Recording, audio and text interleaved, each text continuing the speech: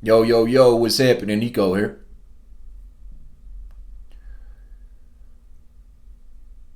I was talking to an individual, and the conversation came up, and I let them know that they were being intrusive. Like, look, you don't get to ask me those type of questions. What you're asking me, you're intruding on my privacy. You're intruding on boundaries that I've established. Don't ask me them. This individual proceeded to tell me that they're asking so many intrusive questions because they want to figure out what they're missing. They say that they said that they're missing something because they can't get the results that they want. So they're asking me all these questions, being very intrusive, basically, to me, is what I see it as, because they're trying to identify what I'm doing that they're not doing. It used to be that people asked me these intrusive questions because they were trying to set me up. They were trying to get information out of me. Um, or there was some sort of scheme going on in the background. So people would try to draw information out of me. Because of the time that I spent in that world, in that lifestyle, I am a pretty guarded person in general, but because of that, I'm extra guarded. I don't like to open up to too many people, and I rather I have a certain boundary that everybody can go to. I think I've shared that with you guys before, and then there's nobody else that can cross it. Sorry, it's just the way that I function. You have to go through a like a qualification process to get close to me. The reason why I have that in place is because there's many individuals out there that they don't want to help others, they want to hurt others, right? And one of the ways that they hurt others or they hurt themselves is by comparing themselves to somebody that everybody else compares themselves to. For example, I worked at a call center. Call centers are just like high school dynamic, right? Bunch of people in a grouped place. There was this individual, and he used to ask me this and that, yada yada yada. I cut him questions off real quick. Let him know where I was from, what I'm about, who I am. Homeboy got the message, and he pulled back. He didn't ask as many questions. Yeah, I got this tattoo on my hand, very in a unique, very spot. Not too many people have it.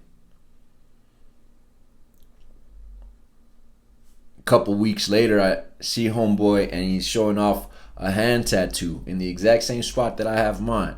Now I've had mine for like 10 years. And I got a little bit frustrated with this.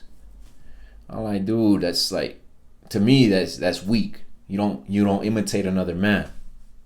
But then I thought about it. And I was like, oh, I imitate those that I admire. He must admire me.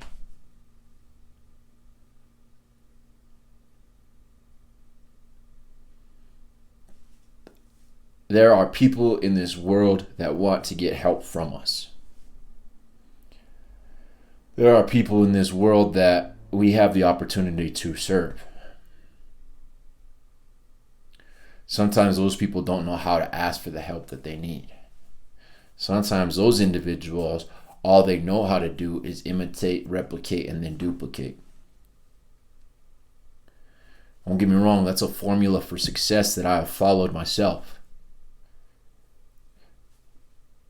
What I didn't do though is I didn't pick another person who was in this who's at the same level as me.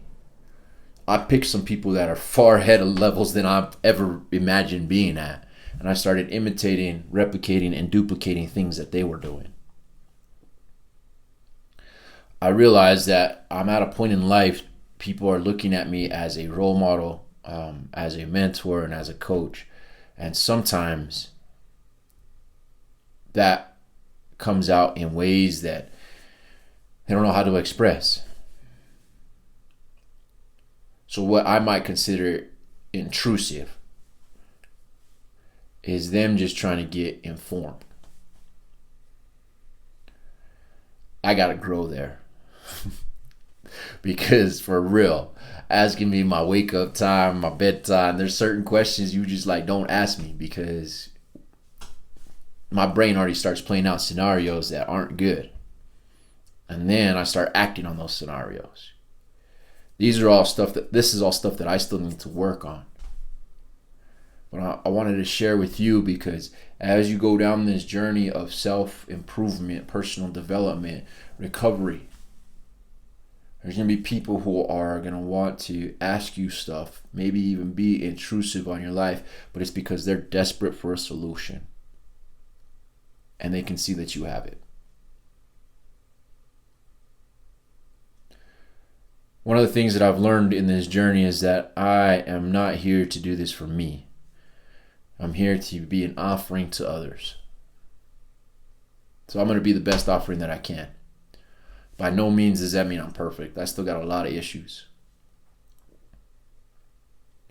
But if it means that I can help out somebody who was where I was at 10 years ago, who was where I was at 5 years ago, then I'll deal with that intrusiveness. Because I want people to be informed. I want people to know that the best version of you is never on display when you're intoxicated. I want people to know that it's okay not to be an angel, that it's okay to have no halo.